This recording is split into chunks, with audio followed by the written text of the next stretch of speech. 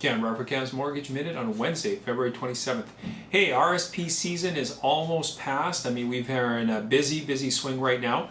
And it got me to thinking about RSP contributions, and I've been doing a little bit of reading and just trying to share some ideas and thoughts out there in the cyber world and alike. And I'll tell you what I've concluded. The bottom line with RSPs, and this is what we do, is you contribute on a regular basis. You'll find that most people this time of year go hog wild putting everything into RSPs. They don't necessarily do a lot of due diligence into what they're buying. They just know they have to meet the deadline by March 1st so they can have the tax refund that they're looking for.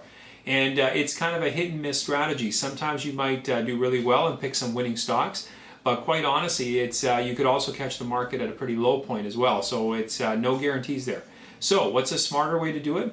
Well, set yourself on an automatic plan so that every month money comes out of your existing account, your savings account, and it goes into your RSP account. This way, it's done on a regular basis. You're not that worried about it, and things are moving along as they should. This way, dollar cost averages. So you might have periods when you're buying things at a low, you're buying things at a high, but overall, bottom line is that the values will average out. Because as you know, when the stock market is not doing too well, nobody wants to buy, and that's a good time to be getting in. And of course, there's going to be times when what you're invested in is perhaps getting near its peak of its value, and it might start cratering down. And again, it's going to average you out that way. And plus, also, it forces you to contribute. So, how much should you put in? Well, decide how much you want to contribute to your RSPs every year. Then divide it either by 12 or 24 or whatever, or have it come out every 2 weeks, once a month. If you have pay periods every two weeks, then have it done that way. Whatever it is. But the bottom line is be consistent with it. And if you're consistent with it, you're going to avoid the mad rush, and you're going to not be stampeded by everybody else trying to buy the same stuff. And as you know, at this time of year, what's the bottom line? When everybody's trying to buy, banks are trying to get you to buy RSPs, investment fund managers trying to do the same thing. It's all about the commissions. Everybody wants to make some money off you.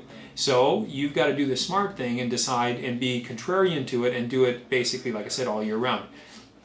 The other thing to keep in mind with your RSPs is look at the balance. A lot of people forget how they balance their portfolio, and they may not quite understand it. And I know I've talked to people sometimes before, and I've said, "Hey, what's in your RSPs? What have you contributed to?" They're like, "I don't know." And I could ask them, "Hey, what's that flat screen TV you bought?" And they could tell me all the specs, parameters, and everything about it. So, as much time as you're going to contribute to that, put into finding out what you're putting into your investments. It's well worth it because this is your retirement you're talking about. And so what does that mean? It means that decide what your risk tolerance is, look at what your outcomes are, and if you want to put half the money into something very solid like GICs or bonds, the other half into equities, look at it and then have the money proportionally going out every month into each of those categories. And at the end of the year, look at what you're sitting with. Look at what's performed well, what's underperformed. If there's something that needs to be sold, sell it. Buy something that's a little bit more productive and something that you think is going to do better for you. But the key is keep the mix the same. When you're younger, you can have a lot more equities and a lot less of low risk, basically bonds, T-bills, those sorts of things.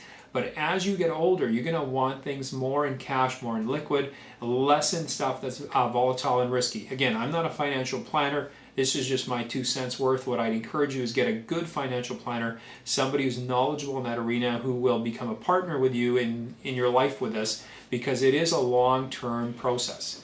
Anyway, it's been Cam for Cam's Mortgage Minute, and I will see you tomorrow.